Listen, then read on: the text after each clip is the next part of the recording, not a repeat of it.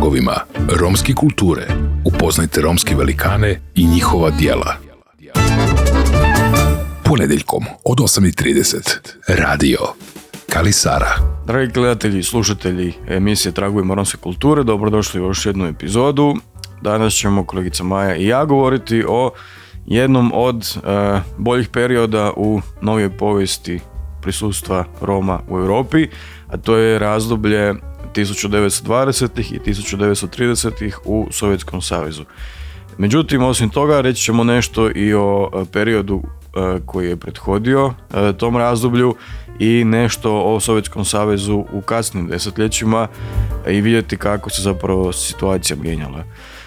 Dakle, zašto smo odabrali taj period 20. i 30. i to mjesto, Sovjetski savez u 20. stoljeću? Zato što kada se kronološki i povijesno gleda koja su razdoblja bila povoljna i dobra za život Roma u Europi, uzima se da je taj period i kasnije u Jugoslaviji 70-ih, 1970-ih i 1980-ih, da su dakle to bila dva perioda kad je recimo kulturna proizvodnja Roma bila na vrhuncu, a to onda govori o tome da su i drugi materijalni i životni uvjeti to omogućavali. Dakle, to su bili nekakvi sigurni i mirni periodi. Znamo reći da je možda i danas treće takvo razdoblje, međutim treba imati svakako na umu da su dakle to bili samo geografski uski ili mali prostori u usporedbi s cijelim teritorijom Europe i da je to bilo kratko razdoblje i da iako su to dakle neka lijepa razdoblja ili ljepša razdoblja, to ne znači da tada nisu bili prisutni i problemi i dalje. Dakle, ne znači da je tada bilo sve bajno, nego da su tad stvorili uvjeti koji su omogućili neke značajnije iskorake. Dogovorili smo se da ćete vi reći nešto o razdobljima i razdoblju uoči 20. stoljeća, da se vidi kako to što se događalo tada nije bilo sasvim novo, odnosno revolucionarno toliko, nego je već i ranije su postali neki koraci i pokušaj koji su doveli ili koji su utrli put za ono što se događalo dakle početkom 20. stoljeća u Sovjetskom savezu. Tako je da mi smo radeći prije nekoliko godina izložbu 1000 godina migracija Roma u Arheološkom muzeju tada iščitavali povijesne tekstove i posebno po zemljama i ovo što si rekao, položaju Roma u različitim dijelovima Europe ili Euroazije, i bilo je zanimljivo vidjeti da je položaj Roma u Rusiji, zapravo u Ruskom carstvu, bio puno drugačiji od položaja Roma u drugim zemljama Europe. Ono što je lijepo sažeto bilo u tim povijesnim spisima, različitim, ali moglo bi se svesti na neki zajednički nazivnik, da u Rusiji je bilo doneseno puno ukaza u Ruskom carstvu i puno mjera koje su se odnosile na Rome, u smislu da su one bile donesene prvenstveno zbog plaćanja poreza. Nije toliko različito od uredbi i od toga što je mučilo vlastodržce u drugim zemljama, ali je lijep cilj. Dakle, osim što je bilo poželjno upisati Rome u registre i u službene knjige zbog plaćanja poreza. Poželjno državi. Poželjno državi, svakako, da. Nisam to dodatno naglasila, ali mislim da će svi to razumjeti. Bilo je ipak važno i da nekako se Romima osigura status svih ostalih građana u Ruskom carstvu, pa je možda otuda prava koja su oni tim upisom dobivali znatno se razlikuje od prava koja su imali u odnosu na upis u registre u drugim zemljama. Dakle, to što su oni se registrirali i nije za njih značilo toliko zabrane, nije bio cilj taj da bi se oni natjerali na asimilaciju, kao što je bilo, ne znam, možda u Habsburškoj monarhiji ili drugdje, već je taj upis isto tako značio i davanje određenih građanskih prava. To se sve odvija uglavnom u 19. stoljeću, zar ne? Pa i u 18. Znači, oni prvi povijesni zapisi zapravo koji postoje službeni, koji bi se odnosili na Rome, da kažem odvojeno na Rome kao stanovnike Rusije, Ruskog carstva, potiču iz 1733. godine. Dakle, od ukaza Ane Ivanovne, evo ja sam si tu neke glavne stvari izvadila. gdje je zapravo prvi pisani dokument o Romima u Ruskom carstvu. Što ne znači da oni nisu živjeli tamo i prije toga. Recimo u području Ukrajine koja se još ranije, oko 1650. godina pripojila Ruskom carstvu svojevoljno. Tamo su već živjela romska plemena, a kažu da su bila u Ukrajini podijeljena na grupe i svaka od tih grupa imala je svog vođu. Tako da kad su se pripojili Ruskom carstvu zajedno sa prostorom Ukrajine, isto tako su podlegli onda tim upisima u različite registre u kontekstu poreza. Da. Onda dolazimo do carice Katarine II. Velike, gdje su oni bili u statusu vlasništva ili zemljoposjednika ili države, ponovno upisivani u državne registre. Međutim, dalo im se na izbor da biraju hoće li živjeti sjedilačkim ili nomadskim načinom života. Taj upis nije značio nužno da oni moraju ostati na prostoru gdje su se oni upisali. I dalje im je bilo dopušteno da žive nomadskim načinom života, da putuju, samo što je bila uvedena određena godišnja taksa koju su oni koji su željeli putovati na godišnjoj razini morali plaćati. Onda dolazimo do Krima, koji je u vrijeme Tatara, zapravo Romi koji su obitavali na tom području bili su uglavnom muslimani i za vrijeme Krimskog rata, dakle to su isto razdoblje 19. stoljeća, mislim da su bili oko 1850. Krimski ratovi, isto gube status slobodnih građana i nakon toga se to područje i područje Besarabije pripaja opet u jednom povijesnom procesu u Ruskom carstvu, kada oni u statusu robova sa tih prostora postaju opet na jedan način državni kmetovi, državno vlasništvo i drugi koji su u vlasništvu crkve, odnosno manastira i pojedinaca. Negdje oko 1830. godina i država i crkva rješavaju taj status Roma, dakle onih koji su bili u njihovom vlasništvu, i jedni i drugi zapravo ih lišavaju ropstva, dakle ukidaju ropstvo i što se tiče onih koji su bili vlasništvu države postaju državni seljaci, tu dobivaju određena prava, recimo na slobodnu zemlju, pravo da se bave slobodno vlastitom trgovinom, da mogu koristiti čak neke prirodne resurse, dakle dobivaju određena prava, a isto tako oni koji su bili pod vlašću manastira ili pojedinaca, ukazom cara Nikole I dobivaju isto tako status slobodnih građana, status kmetova i dobivaju određena građanska prava. I to su na neki način, tu su se uglavnom, oni koji su bili u vlasništvu, to je možda zanimljivo, koji su bili u vlasništvu manastira i pojedinaca, oni su se uglavnom odlučili nakon tog ukidanja ropstva na nomadski način života. Taj dio Roma kaže da su otišli većinom u šume i da su se bavili obradom drva, dok ovi državni seljaci, oni su zapravo u većoj mjeri izabirali sjedilački način života i bavljenje ovim nekim drugim obrtima, tako je, pa onda bi rekla da je od tuda proizašla zapravo i vrlo aktivno djelovanje na području kulture, umjetnosti, obrazovanja i ostalo o čemu ćemo kasnije govoriti. Možda evo zaključno da od tih 1830. godina u Ruskom carstvu sve do Oktobarske revolucije 1917. godine nije bilo više službenih posebnih ukaza koji bi se odnosili samo isključivo na Rome, u kojim bi se oni znači izrijekom striktno spominjali. Da, zanimljivo je dakle u kojem se razdoblju događa to oslobađanje Roma iz ropstva u Ruskom carstvu. Slično se događalo u rumunjskim pokrajinama i kod Bajaša, Roma Bajaša. Tako je.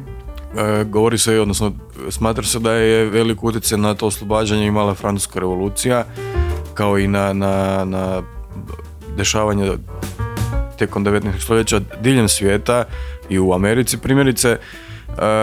Dakle, neka građanska prava koja su se zapravo jasno iskristalizirala i zahtjevi njihovi. Ali... Ideja slobode. Onda valja tu spomenuti i da koliki utjecaj zapravo bio Francuske revolucije tamo početkom, zapravo već krajem 18. stoljeća i početkom 19. stoljeća, dakle vrlo brzo nakon same Francuske revolucije na otoku Haitiju dakle u Atlantskom oceanu u Srednjoj Americi, se dogodila takozvana Haičanska revolucija u kojoj su crnci tamošnji, vođeni idejama Francuske revolucije, svrgnuli kolonijalnu vlast i ustanovili neku svoju vlast. Doduše ona nije bila, nisu stvari dalje odvijele kako su oni željeli, ali dakle došla je vrlo rano, su te ideje došle na plodno tlo među a daj pogledaj, molim te, kojem vremenu pričamo. Da. I ono nije bilo interneta, jel da, i takvog povezivanja. Da. I zapravo koliko je bio jak utjecaj, što kažeš, Francuske revolucije. Da. Dakle, to se onda reflektiralo i na Rome. Ja bih sad nešto rekao o boljševičkoj, odnosno Ruskoj revoluciji općenito. Dakle, ona se desila 1917.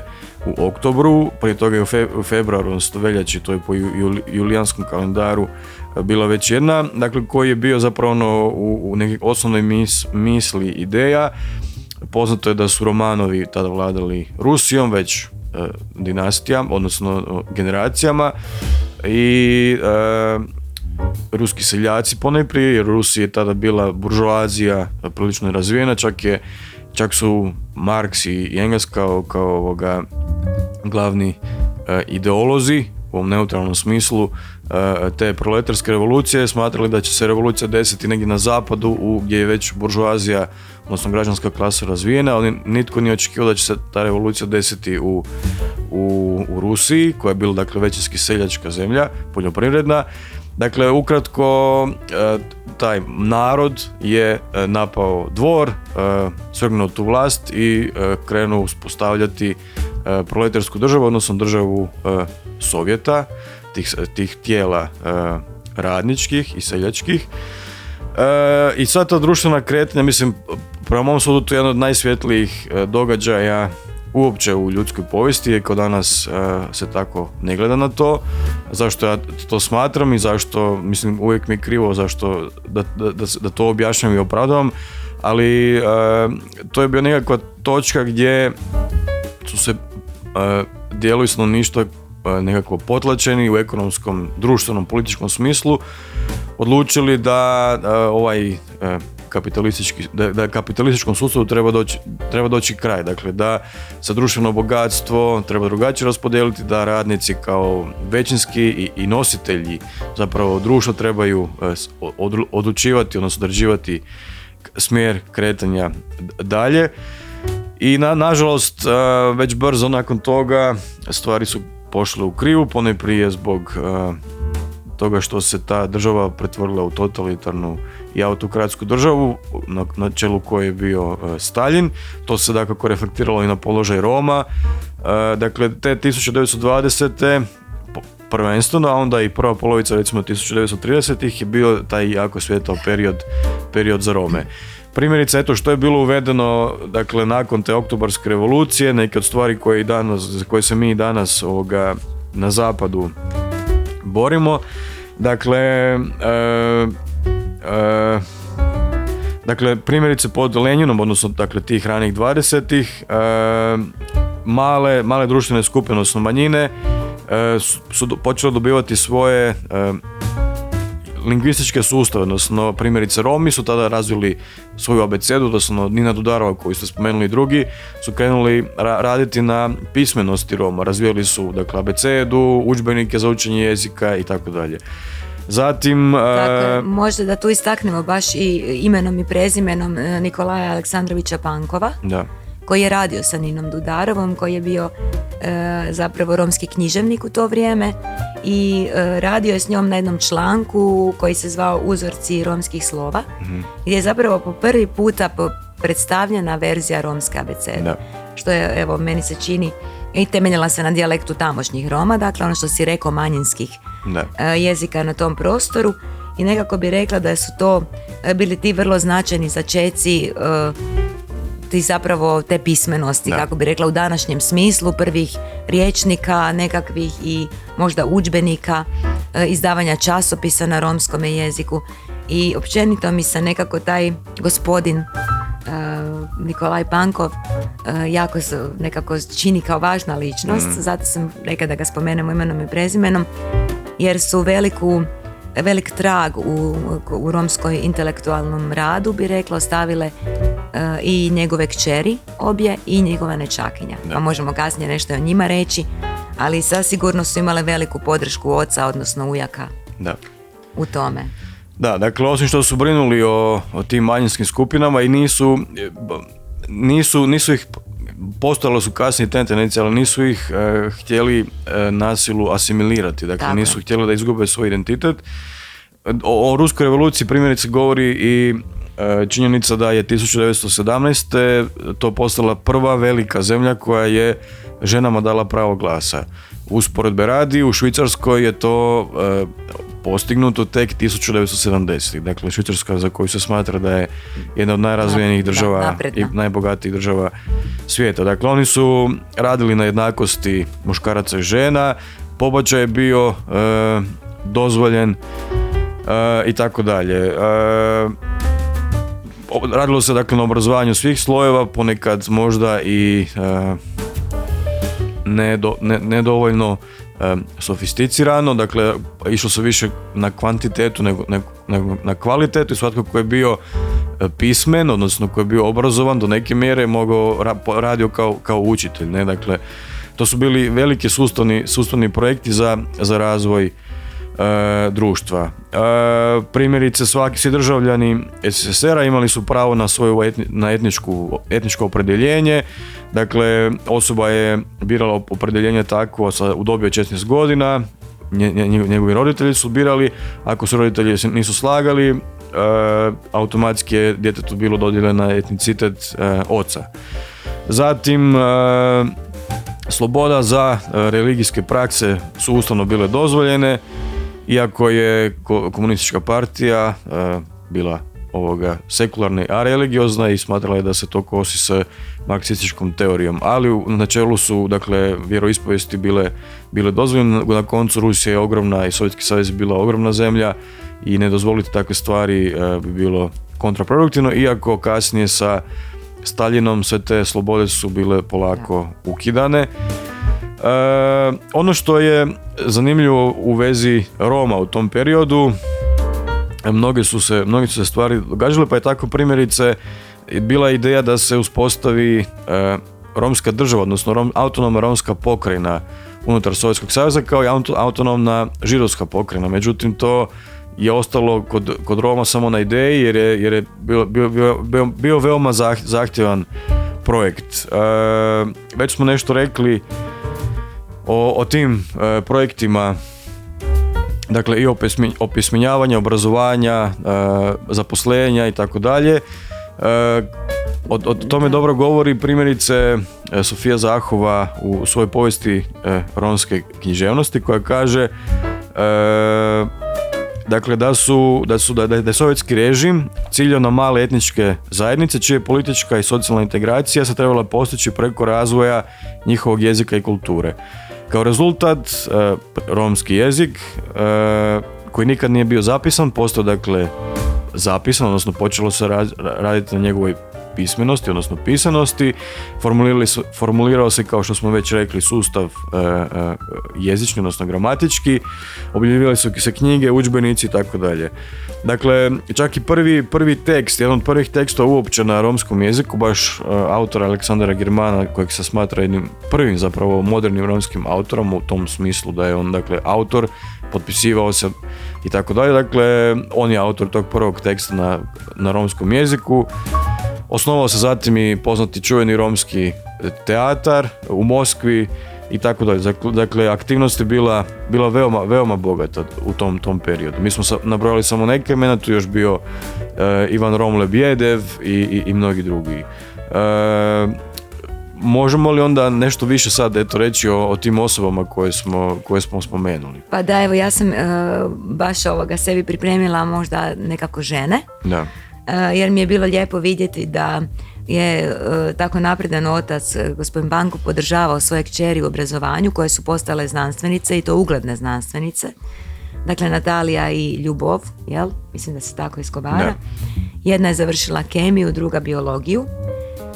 I nekako, to je bilo vrijeme kada je Njemačka napala, objavila rat SSR-u i kada su one nakratko zapravo prekinule svoj znanstveni rad u smislu nekako rada na institutu možda i priključile su se vojnoj industriji gdje su radile i doprinijele, pogotovo Natalija sa svojim znanjem kemije u izradi oružja i oruđa, ali međutim po završetku rata vratila se natrag svom studiranju, završila studij kemija, postala istraživačica i bila nagrađena, dakle radila je pogotovo na razvoju cijanidnih boja, koje je i patentirala. Dakle, ima iza nje ostalo 30-ak patentiranih cijanidnih boja, dakle certifikati intelektualnog vlasništva, ali mi je lijepo vidjeti, ajde prvo da kažem i za Ljubov, koja isto tako postigla velike rezultate, istekla doktorat iz biologije, ona se bavila kasnije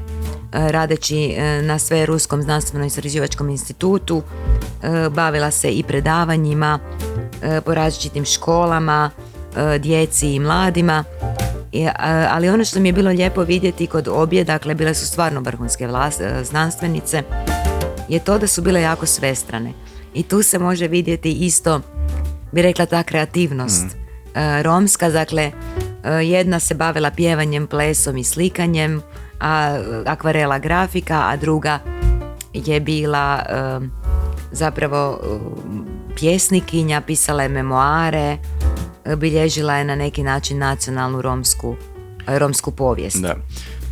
Tu je onda njihova sestrična Olga. Tako je, koja je ostala vrlo rano siroče sa 10 godina, koji je zapravo njezin ujak prihvatio i brinuo se o njoj. Ona se posvetila zapravo pjesništvu, ali je radila i kao prevoditeljica. Dakle, tu je upravo ovo što si ti, Matej, govorio, da je bila neka afirmacija zapravo romskoga jezika, da se prevodila i klasika, ruski klasici su se prevodili na romski jezik, tako da se i Olga Pankova bavila prevođenjem Puškinove proze i poezije na romski jezik. Onda njezina prva knjiga koja se zove Naši dani, kaže Amare Divesa, objavljena 1933. smatra se jednim od prvih književnih dijela koje je napisala, koje je napisala ženska romska autorica. Da. Tako da stvarno, evo. Da, tu je onda značajna i Nina Dudarova, o kojoj smo govorili bili u jednoj emisiji, mislim da kad smo govorili o obrazovanju i spomenuli smo je u kontekstu toga da je ona nastojala prilagoditi primjerice matematiku i neke osnovne predmete onome kako su Romi prethodno živjeli, kako bi oni lakše, dakle, spojili svoj nekakav tradicionalni način života i očekivanja koja... Teoriju i praksu, zapravo. Očekivanja koja ima formalni sustav obrazovanja. Osim toga, ona je dakle, u polju obrazovanja, radila je u polju književnome, prevoditeljskome i bila je zaista aktivna, a ono po čemu je možda još zanimljiva, to je da je 1929. objavila je knjigu o sovjetskoj vlasti koja označava početak političke publicistike kod Roma. I dan danas je taj žanr rijedak. Zna se o tome pisati u smislu, dakle, rijedak je u smislu da rijetko Romi pišu o politici u nekom općem smislu, više pišu o vlastitim iskustvima, o vlastitom radu ili o političkom položaju samih Roma, ali rijetko pišu o politici generalno. Da. Pa da, imaš dakle, pravo. ona je već 1929. pisala o sovjetskoj vlasti prije gotovo 100 godina. Ta je još jedna osoba koju smo spomenuli je Aleksandar Germano. Mislim, ja kad ovako govorimo, mi je nevjerojatno da je tada situacija bila toliko razvijena. I što je sve moralo desiti da se ta situacija toliko unazadi, odnosno da sve to nekako se zaboravi ili ne znam što. Dakle, Germano je rođen 893. Bio je književnik, iako sam nije znao po rođenju romski, odnosno iz djetinjstva romski jezik, naučio ga je, a on je po jednom od roditelja je Rom, po majci Rom, po ocu Čeh. Dakle, on je naučio boraveći među Romima. Njegov prvi rad na romskom jeziku objavljen je 1926. u časopisu Romska zora, kojeg je i sam uređivao. pretraživao je arhive i knjižnice kako bi pronašao što više materijala o Romima i kao rezultat nastala je njegova bibliografija, popis knjiga i papira od 1780. do 1930. Napisao je onda kasnije nekoliko knjiga na romskom jeziku, napisao je prikaz Roma u romskoj književnosti, studij o romskom jeziku i kratku povijest sovjetskih Roma. Prevodio je Gorkog, Maksima Gorkog, Puškina i tako dalje. Dakle, izuzetno aktivne osobe. A možda za kraj, ako vi još u vezi ovoga nemate nešto reći. Ne, baš mi je lijepo zapravo slušati nekako taj plodni period. Da. Na početku si spomenuo da se možda to u nekoj, ajde možda malo i manjoj mjeri, može mjeriti sa položajem Roma u bivšoj Jugoslaviji, ali zaista je ta nekakva ravnopravnost koja je bila na nekom, u tom trenutku na nekom državnom nivou zamišljena, jako bila pogodna i godila je Romima, koji su onda se itekako uključili u sve društvene strukture, dakle od kulture, obrazovanja, bilo je podnormalno i odmah su iskoristili zapravo tu povoljnu klimu da naprave nešto za očuvanje svoga jezika, svoje tradicije, da sudjeluju u javnom i kulturnom životu, pokrenu kazalište. Da. Zaista, romsko kazalište u Moskvi za vrijeme Nine Dudarove i Bankova, stvarno. Mislim, velike stvari. Taj plodan period traje negdje do druge polovice 1930-ih, dakle do tad su oni imali, recimo da je njihov status bio kao manjina, ali kao integralan dio sovjetskog naroda i sovjetskog nekakvog projekta. Nakon 30-ih se sve više radi na integraciji i odnosno na asimilaciji i gubljenju te jedinstvenosti Roma, a nekakav vrhunac tog negativnog trenda ili silaznog trenda je možda 1956. kada je Nikita Hruščov donio odluku o prisilnoj sedentarizaciji, odnosno prestanku nomadizma, odnosno nomadizma Roma. Dakle, oni su tad opet bili prisiljeni odustati, odnosno prekinuti sa svojim tradicionalnim načinom života. Dakle, za vrijeme Staljina, onih najgorih godina, općenito u sovjetskom društvu je bilo grozno, onda se to dotaklo i Roma, a onda nekako kasnije kad je nakon Staljinove smrti i početka recimo liberalizacije sovjetskog društva, to se održavalo i na Rome u pozitivnom smislu. Na koncu i kad smo govorili o položaju Roma u Jugoslaviji, a nadamo se da ćemo posvetiti jednu emisiju tome, ono što je bio problem, a bio je problem i recimo i u Čehoslovačkoj, emisija, nismo se konkretno bavili Čehoslovačkom i Milenom Hipšman u ovoj emisiji, ali smo pisali zapravo lipen o tome. Dakle, ono što je generalno bio problem nakon 45. na tom istočnom bloku je što se nije toliko davalo prostora etničkoj posebnosti i emancipaciji Roma, dakle svi su bili nekako jednaki po društvenom i klasnom položaju, a onda nakon 90-ih i te liberalizacije, odnosno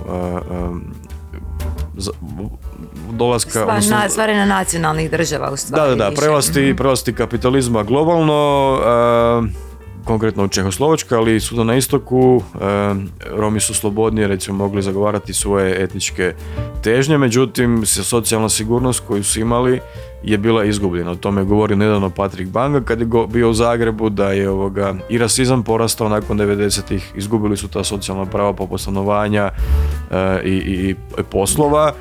Dakle, imali su slobodu etničku, ali nisu bili više toliko materijalno zaštićeni. Tako je bilo i u Jugoslaviji, tako je bilo u Čehoslovačkoj, tako je bilo i u Rusiji, a u Rusiji danas znamo šta se dešava.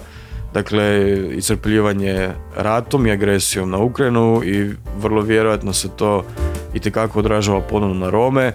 Doduše, do nas ne dolazi mnogo vijesti o današnjem položaju Roma u Rusiji. Postoji cenzura velika tamo i znamo zapravo jako malo, iako bi vrijedilo svakako to istraživati.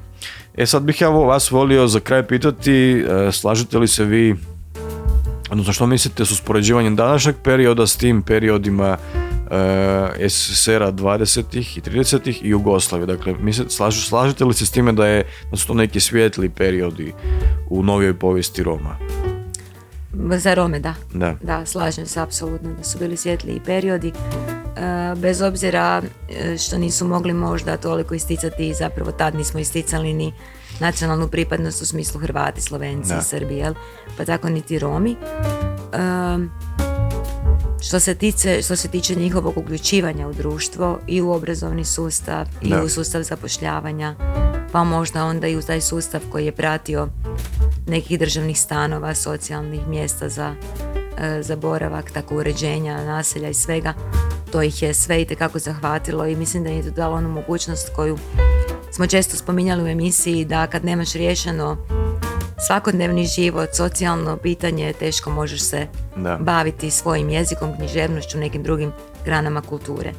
Dakle, zasigurno po broju književnika koji se tad pojavio, iskristalizirao, da kažem, po broju medija, po zamahu radijskih, televizijskih emisija romskih, čak i na državnim televizijama, i rekla bi po broju knjiga koje su bile otisnute, zasigurno jedan plodan period, a znači da bi to moglo biti, sigurno je njihov socijalni položaj bio daleko drugačiji. Mislim, i danas je tako. Danas je tako, primjerice postoji Kalisara, postoje druge udruge po Europi, ali ono što nedostaje, primjerice, i dalje su stope obrazovanja veoma niske. U Hrvatskoj stopa završavanja srednje škole kod Roma i Romkinja je malo više od 30%. Dakle, to nije značajan napredak u odnosu na razdoblje prije 100 godina, iako bi se očekivalo, primjerice, kod većinske populacije, ta stopa, ja mislim, porasla za više od 50%. Dakle, danas mislim da 99% pismenih ljudi, ne samo pismenih, nego i srednje obrazovanih. Dakle, sigurno su brojevi veliki, dok kod Roma to nije slučaj. Dakle, mi imamo plodnu aktivnost danas, ali neki bazični problemi i dalje postoje. Vjerojatno bi neko rješenje bilo spoj jednoga i drugoga, dakle da postoji ta težnja k emancipaciji manjinskih grupa i grupa koje su u marginaliziranom položaju, dakle ta slobodno izražavanje, a opet neka socijalna sigurnost. Bilo bi divno kad bi se to moglo spojiti. Danas imamo jednu stranu više nego drugu, tada smo imali drugu više nego ovu prvu, ali to su projekti koji nadilaze moći pojedinaca. Znaš šta, gledamo zadnje vrijeme, nekako mogla bi reći da nas sve to zahvaća. Da. Mi radimo da, ne samo Rome, nego nekako općenito bi rekla društvo, jer kako pričam sa prijateljima, poznanicima, susjedima, zapravo svi samo radimo i radimo po cijele dane, i onda kad smo onaj dan doma, da li je to subota ili nedjelja, kad sve opereš i očistiš, onda si toliko već da ti se nigdje ne da, jer ponedjeljak je već tu i opet radiš od jutra do sutra. Dakle, osjeti se itekako taj ekonomski položaj kakav je i koliko nam on u stvari dozvoljava za kreativno djelovanje, za nekakvu nacionalnu emancipaciju, pa i sama prisutnost, jer nije da čovjek ne bi otišao, evo mi to najbolje znamo kod nas isto, bi rekla u organizaciji, sve što je izvan radnog vremena, jako je teško da čovjek još ima vremena za to, energije, volje i snage, i onda nekako se to uvijek svede na neke one ljude koji se zapravo ne daju i nastoje to održati, ali generalno gledano puno je manje ne interesa možda, nego vremena za kulturu i za nekakvo kreativno stvaranje. Tako da onda još Rome koji su u dodatnom teškom ekonomskom položaju nije čudo. Jel? Da. U redu, eto, ja mislim da smo ovu temu, iako je, naravno, mislim, nema potrebe to posebno govoriti, teško u pola sata iscrpiti, pa i dijelić svega onoga što se događalo, ali samo svrha ovih emisija, pa tako i ove, je da otvorimo neke možda nove, nekima teme, perspektive, i da onaj tko želi može istražiti više i da se vidi zapravo da povijest je Roma bogata, da je složena, nekad je bilo dobro, nekad manje dobro, dakle da otvorimo neke nove prozore. Tako, i da se vidi da smo svi mi zapravo zavisni od sustava koji nas sve zahvaća, od nekakvih politike, državnih odluka, tako je. Što se onda, rekla bi, na nekako tako marginaliziranim skupinama odražava puno jače nego na većinskoj zajednici. U redu, eto, Majo, hvala za razgovor. Hvala, Matej. Još jedna emisija. Do nove emisije. Lijep pozdrav. Pozdrav. Tragovima romske kulture. Upoznajte romske velikane i njihova djela. Ponedjeljkom od 8:30. Radio Kali Sara. Ova emisija sufinancirana je sredstvima Fonda za poticanje pluralizma i različitosti elektroničkih medija.